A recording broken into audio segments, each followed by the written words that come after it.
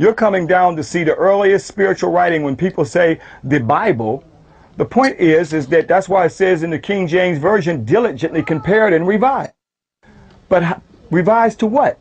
You have to come all the way to the pyramid text and coming forth by day and by night, where these spiritual writings were written long before King James, long before the New Americanized Version, long before the Septuagint version and all these other various versions. This is where the earliest spiritual writing is at. So we're going to go, have to bend down a little bit, and we're going to come up in the chamber of Teti. Greece didn't exist. They were in caves painting themselves blue. Teti's pyramid of the 6th dynastic period. As I said before, the difference of the Old Kingdom pyramids that you saw at the Giza Plateau, that you're equally going to see in Dajor, is that those pyramids have no medunet, no writing. But during the 5th and the 6th dynasty, we see the writing, what is known as the pyramid text. This is where the pyramid text came from. This is the prototype of the earliest religious writing. Without this, Kemet would not have Per and Haru coming forth by day and by night. You would not have a Torah. You would not have a Bible, and you would not have a Quran. This is the origin of the earliest spiritual writing. We're talking about this pyramid is actually a book in stone. What we need to highlight in the time left are the people who have enriched our lives with the written word. We can start in 2800 BC with Ptah-hotep, who wrote the oldest known book in the world. By the Middle Kingdom in Kemet, these ancient African people had begun a writing tradition still familiar to us today. A story called The Tale of Two Brothers comes to us. All forms of writing from the epic poem to the novel had been solidified by that time. Jumping forward in time, we see the African tradition of writing continued. Brothers and sisters, here we have holy texts, holy writings. We've gone into Unis's pyramid. We've gone into Teti's pyramid. Spiritual writing when the Sahu, the spiritual body, astral projected. This is long before biblical text was even in existence. You can't talk about African contributions without talking about African written contributions. We've told you about the 27 known written languages which existed before European contact. Let me just show you Nsibidi, Mende, the Moom script from the Cameroons, the Vai script from Liberia, and the Bete script from the Ivory Coast. And it's important to expose students to all these different writing systems, because that destroys the myth that African people had no systems of writing, that African people did not write. It's a myth. It's a lie. Here you have the Nsibidi script on your right, and then you have the Egyptian script on the left. Look at the similarities. Look at them.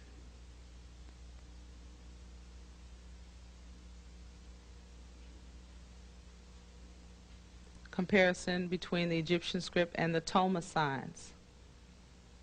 Look at the similarities. See, when you look at stuff like this, then it becomes very hard for people to tell you that, well, Egypt was isolated. Egypt was not a part of Africa. The Mende signs. This is Vai.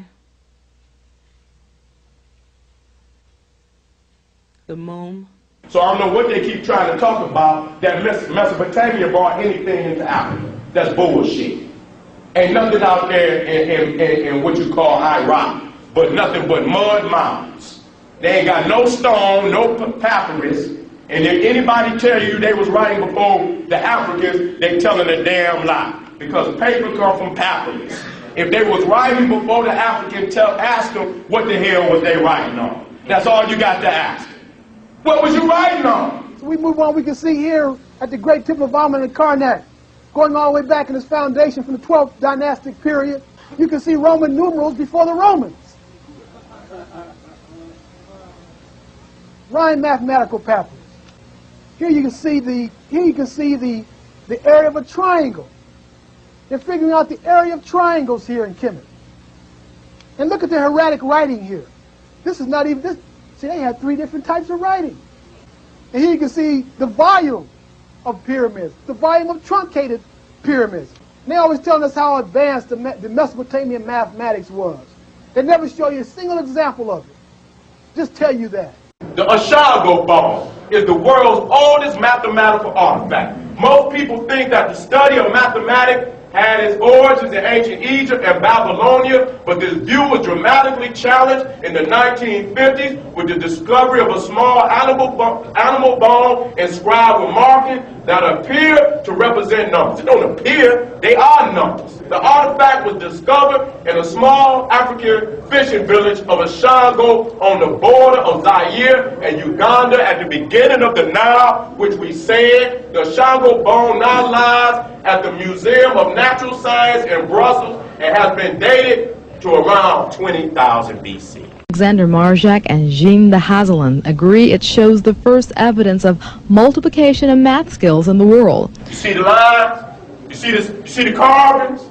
See, it didn't develop. They got carvings on it. And so this is what it developed to. I'll bring it back for you, family. So y'all can see the development. It come out of the interior of Africa. And it come down the Nile, and this is what you have in Egypt. You got one of them in Babylonia, Mesopotamia, Maya, Aztecs. Then there are such things as the Amos mathematical papyrus, also known as the Rhine papyrus. It lets you know that the ancient Kamites knew about truncated pyramids, quadratures of circles, and fractions thousands of years ago, well before computers. They also had the mathematical sophistication to create star clocks, moquettes, and water clocks. Again, it's worth reminding you that Egypt is in Africa, so this mathematical accomplishment came from Africans and African people. Now here we go with the Elvis pattern. 1525, 1504 BCE. Edwin Smith papyrus, 1600 BCE. And you can see to the right is the Arabic. And you can see where they copied right over out of the Harari, because they didn't have no damn book of the day. The 8th dynasty, 1500 BCE. Joshua, late Egypt, 2nd century. Matthew, Egypt, first half of the 4th century. Leviticus, Egypt, late century. The oldest manuscript of Jonah and 1 Peter, Egypt, 3rd century. See the arm and the cross. Still on there. Still on there, family. There it is. I blew it up for you so you can see it. That's the Gospel of Judas.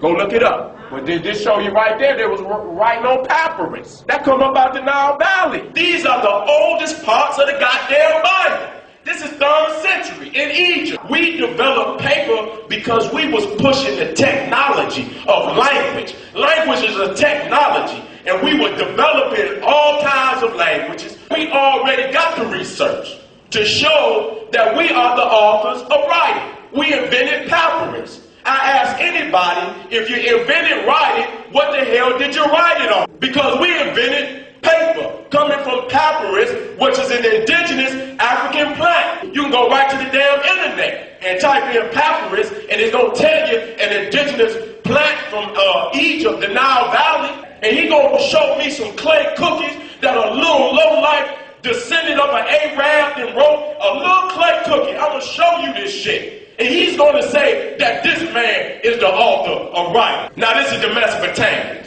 writing on clay. Listen, look at that shit. What the hell do that say? Nobody know. At least with the hieroglyphs, you can see some zoo types. You can see different things that really exist. Arms, people. What the hell is that? This is the ziggurat of Earth.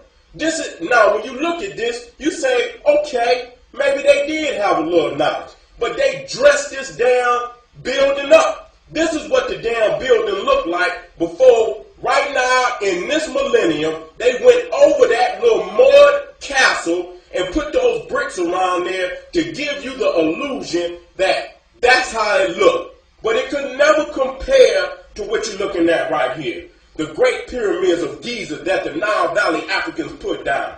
Ain't no damn debate. Here it is, right there in your face. And they gonna tell you that another civilization on the same level of Kemet existed in America. Nigga, show us the damn pyramid. Show us the architecture, the artifacts, and the writings. They can't show you nothing. Here again shows you the architecture of Mesopotamia. They only built with mud brick. If you're the cream of the planet Earth, you got to show me something better than this. Jesse, Jerusalem Muslim, Father Kabbalah, another weak-ass scholar. The Shango bone, evidence of prime number, 25,000 BCE, 2650 step pyramid constructed, use of early use of integral calculus. We dropping calculus. We dropping trigonometry. We dropping geometry. We dropping astronomy. We dropping mathematics. What do you have in Asia that can stand up to this evidence, this hard evidence and facts?